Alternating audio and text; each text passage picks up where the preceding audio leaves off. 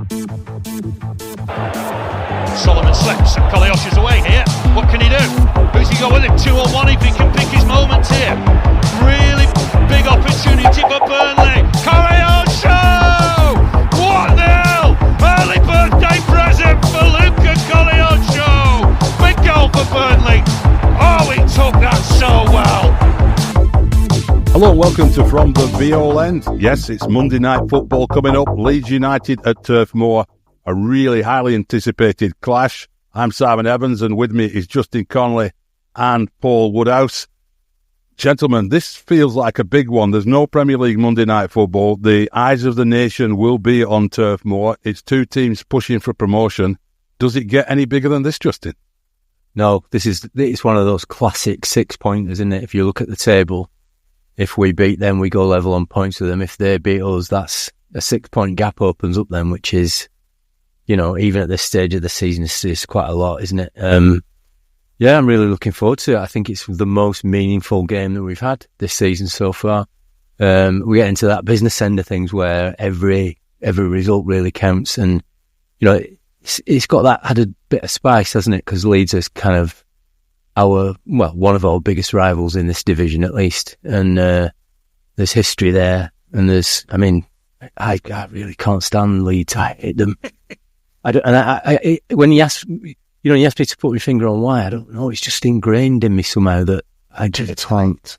Yeah, well, it might be something to do with that, but they always seem really objectionable sorts, don't they? And the way they play is objectionable. I mean, I'm basing that on what I know of from about 40 years ago, rather than how they play now, because I obviously only watch them whenever they play in Burnley. But yeah, it's going to be a spicy one. I've managed to manipulate my working hours so I can actually get there on a midweek, 8:00 kickoff, and make it to the ground in time. So I'm really keyed up for it. I'm looking forward to it.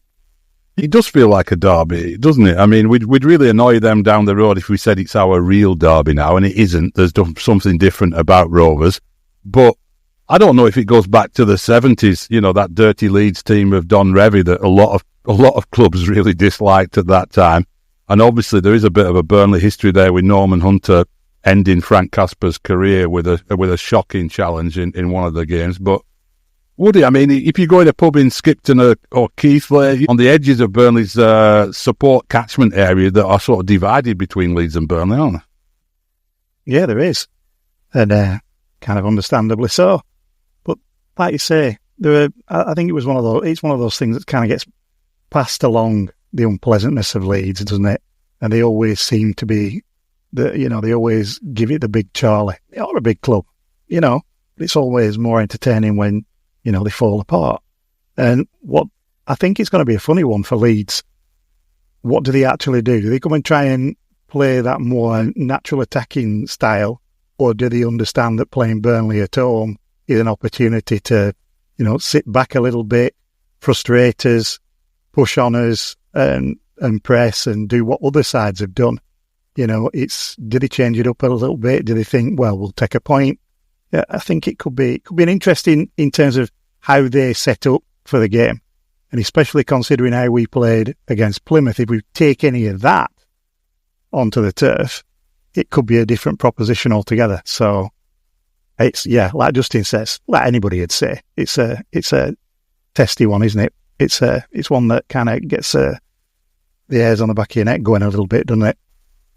It does, yeah. I mean, I was looking at a bit of their some of their podcasts and what Farker was saying as well, and the fan podcasts are interesting because they probably know as much about Burnley as we know about Leeds. So, but they're obviously focusing on the fact that we have such an amazing defensive record, and the Leeds fans I was listening to on one of those pods were sort of saying, yeah, but Solomon on one wing and Dan James on the other, we can really get at their fullbacks. They won't have faced a test like that this season. And to be fair, I think that is an interesting factor. I mean, given the speed of Dan James, who some of those Leeds fans were saying has been their player of the season, I know a lot of people sort of look down on Dan James because it didn't really work out for him at Man United, but he is rapid, isn't he, Justin? And, if he's playing down the right, he plays either side, can't he? But if would you be looking at that left back? And we've rotated our left backs. Which one would you say is best suited for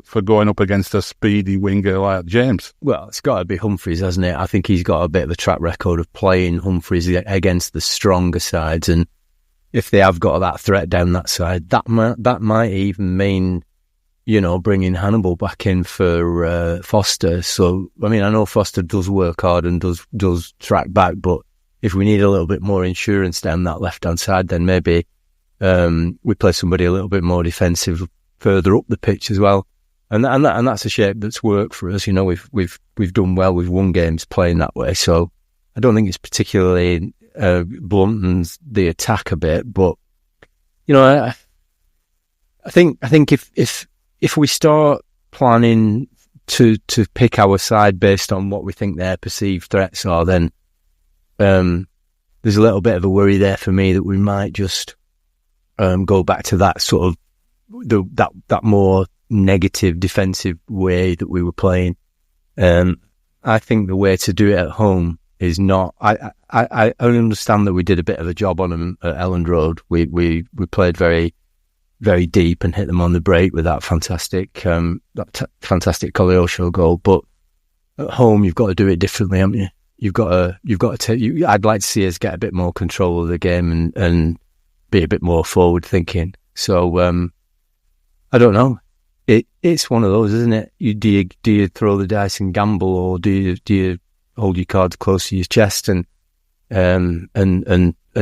try and hoodwink them that way? I don't know. I think he'll definitely play Humphreys at left back because he's definitely the more solid defensively. You don't want to see Dan James in an ocean of space with Lucas Perez halfway up the pitch, do you? No, not at all. But that left-sided attacking position seems to be an area you might have to make a choice about, because obviously Foster's played there the last couple of games and done pretty well. But if you were trying to tighten things up a little bit, as Justin suggested, do you perhaps bring Hannibal into that area and play that way? I do, because we've looked a lot better with Hannibal there. He links up better with Humphreys. I think we've got to win. We've got to win the midfield as much as anything. Stop the ball getting out to James and then hit him.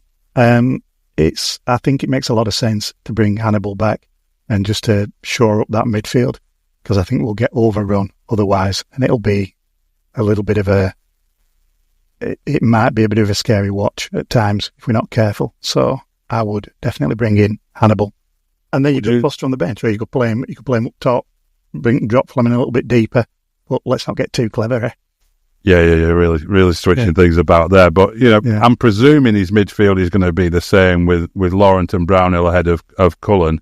Justin, would you be tempted to go down that Hannibal path, or do you think Al Foster has made such a difference to our attack and we've just scored 5 goals with him playing on the left that you might want to stick with it? Yeah, well, it's difficult, isn't it? Because sometimes attack is the best form of defence. If we've got Foster there, it gives them a little bit to think about on their side, doesn't it?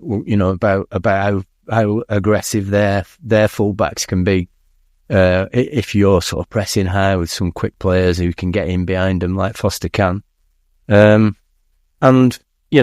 We, like you say, we've just had one the sort of best game results wise that we've had since those two at the start of the season. So I don't know. It's a tricky one. I think what Hannibal gives you is he does do that thing where he drifts into the midfield and shores things up a little bit when we haven't got the ball. But we're playing at home, we should be taking the game to them rather than reacting to what they do. And the more things we give them to worry about, the easier an afternoon it'll be, I think. So I don't know. It's a tough goal between those two options. I can live with that. Go through 30 minutes and then shore it up. Yeah. Yeah. Being at home. Yeah. Being at home, I think you've got to be on the front foot and you've got to try and control the game. And I think giving them something else to worry about it could be the way to do that. Right. Well, we'll not do predictions because we always make fools of ourselves with that. They've got struck out as well at the back, so that maybe gives us a little bit of something to to work with. The central defence disrupted. Hopefully we're at full strength in that area. Let's move on to what's been going on during the week, because there's been a few little interesting elements. First of all, Morgan Whittaker. We talked about on the last pod about how Middlesbrough were in for him. Since then, he's actually signed for Middlesbrough. We've had a little bit of reaction from our fans. Some Burnley fans seem to react like it was the end of the world. I didn't quite get that. And we decided to do a quick poll. And Morgan Whittaker to Middlesbrough, gutted or think we dodged a bullet was the question. But actually we had 4 options. Gutted got 3.2%, which says a lot. Dodged a bullet got 34.8%. Okay, but get someone else got 56.7%. That was kind of the populist answer, really, wasn't it? And we've got plenty up front already, got 5.3%. We also asked you for some thoughts about various topics, and a few Whittaker things came in. Paul Wilkins asks, with Whittaker now at Middlesbrough, who should we look to now? Do we need to get anyone in the short term? Stuart Rhodes 5 says, would it be such a bad situation if we weren't to strengthen the squad in this window? With some players close to a return, are we in need of splurging cash? Would it? Divided opinion, really. Not many gutted people, but some people still think we need to sign somebody. A, who would that be? And B, do we? It's a curious one, isn't it? It's like everybody's been clamouring for a striker, but now we've got Foster back. Other folks are clamouring to have a bit more backup in midfield, but we've got Shelby in. And there's that unknown quantity, isn't there, of people on the grass versus how fit they are. Because when you look at it, if the folks that we know who are coming back are closer than we think, those are some very good signings that you're bringing in. So I think it's a fairly. Hold on, are you coming with a Nathan Redmond's like a new signing argument there? I'm coming very much with Nathan Redmond's like a new signing, but and so it's one of those unknowns, isn't it? I wouldn't. Let's put it this way: I wouldn't buy just for the sake of buying. If you're going to buy somebody or loan somebody, they have to be quality. They're either somebody, I think, who we think is going to be able to perform and make this side infinitely better, be a starter, or look to playing in the Premiership next year with an eye of going up, obviously. But other than that, I don't think we need to just like throw numbers at it, just to get the numbers up. So it's a weird one. Whittaker, I'm not overly bothered about. Yeah, it's bad form. Being in the stands and saying you're not going to play, all that kind of business, it just seems weird. Sounds like a bit of a bad egg, but so I'm not too cut up about that, to be fair. And it did seem like it was a bit of money as well. So I'm sure we could pay for Ferguson's wages. Yeah, my point of view on it is that if he doesn't want to come and play for Burnley, then I've forgotten about him already. I'm not interested. And that's your default position, Justin. With I don't care about anything else. He's now the enemy, so it's time to move on, isn't it? I mean, it's an interesting. Who should we sign? Is an interesting question, isn't it? Because if we knew that, we wouldn't be sat here talking about. We'd be working in the recruitment department with all the stats at our fingers, and it's just I wouldn't mind us bringing in sort of a young sort of taking a gamble on a young striker from abroad or from the lower divisions, just to see how if we can bed him into the team and somebody who might have potential. But I agree. I don't think we should be buying somebody just for the sake of it. But what worries me is you've got 2 players there who we're banking on as being our one or other of our main strikers in Foster and Fleming, and they both got form for dipping out injured, haven't they? And it would only take one of those to go down, and then there's every chance both of them might go down between now and the end of the season, and then you're starting with J-Rod or Barnsley again, aren't you? And then we get into the point where things are not looking quite so rosy. So I think it'd have to bring depth to that position rather than, just be somebody making up the numbers. So I don't know. I think if we could get someone like Ferguson, I know he's linked with Premier League clubs and stuff, but somebody like that who you think could come in and get the goals and push us over the line, then it's a no-brainer. Yeah. The rest of it, like I say, it comes down to recruitment stuff and whether or not, are we looking for that player to come in now, or are we confident enough in Fleming and Foster to get the goals and Barnes and J-Rod a backup? What are the chances of you finding the right player and embedding into the squad without a pre-season and without all that sort of stuff? What are the chances of doing that now? It's much slimmer than it would be in the summer, I'm sure. But and also, I don't really want to be thinking about these players who are out injured. I mean, no. We said for most of the first half of the season, when these lads come back, it'll be like, we've got 2 or 3 big new signings. Well, the best one in the world, Aaron Ramsey's not going to have an impact this season, is he? He's not. He doesn't seem like he's fit enough to be close to being considered. And then when he does come back, quite often these players who've been out a long time get injured, pick up another injury, And they need time, don't they, to get up to speed? Of course they do. True. Of course they do. Yeah, and also they're coming into a side that's full of unfamiliar faces from the last time they played for us. So yeah, I don't know. It's a tricky one. It's very difficult to find the right player at this time of year, and it risks upsetting the balance that we've already found, doesn't it? But then we are a little bit thin in that department, I think, certainly in terms of quality. Yeah. In terms of Ashley Barnes, we got a little bit of insight into his arrival at Turf Moor through the little mini doc, Keeping the Faith, that the club put out, which has been very well received by a lot of fans. Seems to be very well produced. Obviously got that firm editorial control from the club that maybe wasn't as strong as we thought it would be with Mission to Burnley, which didn't portray everyone at the club in such great light, certainly not the second series. But it was interesting to see the Barnes element of it, in particular, Woody, with Alan Pace sort of, talking to Scott Parker or talking at Scott Parker about it. What do you make of it? I thought it was great seeing him come in, and literally everybody gave him a bear hug. Everybody was happy to see him. He was happy to see everybody else. He was delighted to be back. Family was happy to be back, and it just felt, it was a nice little feel-good, wasn't it? And I think the whole little vignette, I liked it because it was more for fans as opposed to non-fans, which is what the Mission to Burnley stuff felt like. This felt like something for us. This felt like, well, this shows us what's going on in the changing rooms. It shows us what the respect between Parker and the rest of the side. I thought the way he spoke, the way he spoke to them, I thought it was interesting how he flipped from saying, going on about boys and then talking about but men, and seemed very prescriptive about that.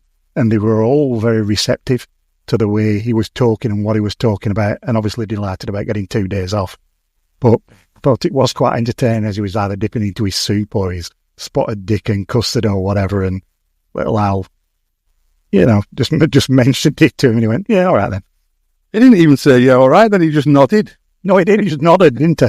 Yeah. Yeah. We're signing Ashley Barnes. Is that all right with you? Yeah. I suppose so. Leave me alone. I'm having my soup.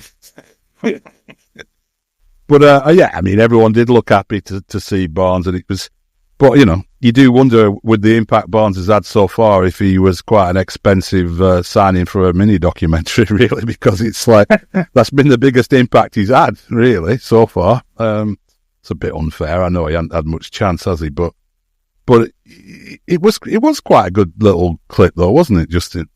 I loved it. I thought it was really good. It was only 10 minutes long, so you don't have to sit through an hour of stuff to get the good stuff. It was really well produced. I thought the lads who came on camera to speak spoke very well. Connor Roberts and Josh Brownhill were talking about the derby, weren't they? And you could see the passion that they've got about it, and how they understand what it means. Yeah, I love that. I love the game footage. I like the behind the scenes stuff. It's interesting, I think, to see how Parker relates to the players, because we've not seen much of that, have we? We've not seen a lot of that. We haven't seen any, have we? Really? And the way he speaks to them, it gave me a bit of a boost thinking about what goes on behind the scenes, because we've bemoaned the fact that the club doesn't seem particularly transparent at the moment under the current ownership, and obviously this is very, very carefully controlled output, but it does give you a chance to see what goes on in the dressing room, and you can glean a lot from the body language and the way the players relate to each other, and that was really, I thought it was all really positive. It looked like a happy ship, and it looked like people were really buying into what was going on. And that's something we haven't seen, the evidence we've seen is on the pitch, isn't it? So it's nice to see behind the scenes a bit. Yeah, I agree. But there's also, like, Parker's speech, you can feel like he's the boss as well, though. You know what I mean? It's not like one of those situations where the coach is one of the lads and sort of celebrating. There's definitely a distance there. He's clearly respected. Yeah. He's clearly very pleased with them, but he's the manager and they're the players, and you can have a couple of days off, lads. And there were that little bit where he checked to see if the camera were running while he was doing his speech as well. He just little turn, but we know it's managed, but it is good, I think, and I think it's wise that clubs, and our club included, do this kind of stuff, because fans lap it up, don't we? We'd love to, how much would you pay to be in dressing room at Ewood after a derby win? You'd love, and you got it for nothing. Yeah, exactly. Yeah. So very good. It's a smart move. We've called them on some of the things that they've been doing in relation to fans. This is a smart move, and more of it. Yeah, I'm looking forward to seeing them. They're going to do one a month, I think, aren't they? Like a 10-minute. Is that the flat? Right. It seems like it, or I don't know whether that's... They can do an end of season one if we go up, can't they, and all that. Yeah. Yeah. Although I do have to raise one thing, Justin, you being, our resident musical expert. Natasha Bedingfield was a surprise choice for the celebration. But that's down with the kids these days. It's made a comeback, hasn't it? People, they love it. I'm all right with it. I don't mind it. It's a nice little tune. What were you disappointed? What did you want? Some Foo Fighters? No, not at all. I was just surprised. That it didn't seem like something that, they're mostly lads in the 20s, aren't they? But I did go on Google, and it was in some romantic comedy recently, a couple of years back, and so the song's come back. But didn't feel like a dressing room sort of celebration song to me, would it? That's because we're all buggers. That's what it comes down to at the end of the day. Now, I think it's more us than them. No, but let them do what the devil. It's not even modern, like, electronic dance music or anything. No, imagine them jumping around to Simply the Best or something. I'm guessing there were a few more tracks that went on after that. They might have a few. They might have a few more on the playlist. I don't think it's just like Natasha Bedingfield on a loop. I don't know. We'll have to find out, won't we? Yeah, as maybe as the season goes on, we'll get a little bit, Do something. They could put a playlist on Spotify, couldn't they? They could put a playlist on. Yeah, there you go. Yeah, that'd be interesting actually to get because they probably do have a playlist for pre and after games, don't they? That they play in the dressing room. Be interesting to know what's on it. Yeah. Well, Natasha Bedingfield not going on any of my playlists anytime soon. That's for sure. Whereas I've got it on a loop. The other little bit of media that we saw this week, JJ Watt, he does his regular appearances over here on the Pat McAfee show on ESPN. This week, though, just before the Plymouth game, actually, he came on in the 1980 retro yellow away kit, which did prompt me to go straight to the club shop and think, I'm going to get that. That looks really cool. And I went in, and it's actually discounted to 20 quid, but there aren't any. No, you can't buy it. So hopefully that comes back in stock. Sounds about right. But yeah, it does look cool, does that? It maybe a little bit over the top with a claret hat as well. Looks a little bit full kit wankerish when you do go for that look. But the yellow shirt is a class one. A few people picked out the crest, and we mentioned it in a tweet that got a little bit of online reaction. It's the town crest, isn't it? The old town crest. And we floated out the idea, is it time for that to make a comeback? And somebody pointed out that, in fact, the area for the badge in front of the Bob Lord stand has been changed to that angled B design that was featuring on Alan Pace's baseball caps. So I'm just wondering, when we see that, perhaps our fantasies about bringing back that lovely crest could be going in the opposite direction if they're thinking of maybe doing something more with that B. Justin, you like your design stuff. What do you make of that B? And would you be happy wearing that on a shirt? Well, I don't like it. I don't like that B. I think it's horrible. I don't know why do we need another logo? We've got about 4 already, haven't we? Like we've said it before, I've said it before loads of times, if we're going to bring one back, it should be the circle with the BFC in the middle of it. Yep. That's better than anything else we've got. I'm not even a massive fan of the crest that's on that shirt you were talking about, the yellow shirt, which I do actually own myself. I've got one. I've got a modern version of it that fits me now, and I've still got the one that I had when I was 10, with the number. My mum put number 11 on the back. I think I showed you a photograph of it when. Yeah. In homage to Leighton James. But I think that badge is a bit old-fashioned. It's a bit fussy and a bit overcomplicated. There's a tendency, I think, towards simplifying these things, and obviously it makes them a bit cheaper to manufacture as well. But I hate that B. It's the kind of thing that an American owner would come up with, isn't it? It is rather, yeah. What do you think of it, Woody? Well, it's as Justin will know, it's cheaper T-shirts and merch costs, isn't it? You've only got 2 colours or 1 colour to print on top of another, and it's just relatively simple. No, I'm not a fan of it, and I'm with Justin a little bit. I must admit that shirt does look smart, and it looks smart on JJ, which means triple XL. Must fit fairly nicely, so it'll fit over your tits, Sam, and it'll be fine. Yeah, that was one of the reasons I went to look. I thought, if he can fit me one, I've got a chance here. Not that mine are like, it's kind of muscle. but yeah, no, it does look cool. And I hope that B doesn't. I mean, you can see what they're going for with it, with that, a New York Yankees kind of idea. But that old BFC, you could do that. You could do, Yeah. Well, they make that perfect. If you look in the club shop, you can buy almost anything you want with that printed on it. So they are keen on that. I don't know why you would want to bring something else into it. Just dilutes the whole thing, doesn't it? It does. Yeah. Right. It's a big one. I'm really looking forward to this game. I must admit, this one feels like, if you could, being over here, if I could press that beam me up Scotty and get back to Turf Moor for kickoff time, this is one of those you'd do it for, definitely. Looking forward to it. Just a little bit of housekeeping before we go. We have recently moved our hosting service and changed some production things around. And a few people have said that they had to go searching for the pod. Not many, thankfully, but 1 or 2 people did.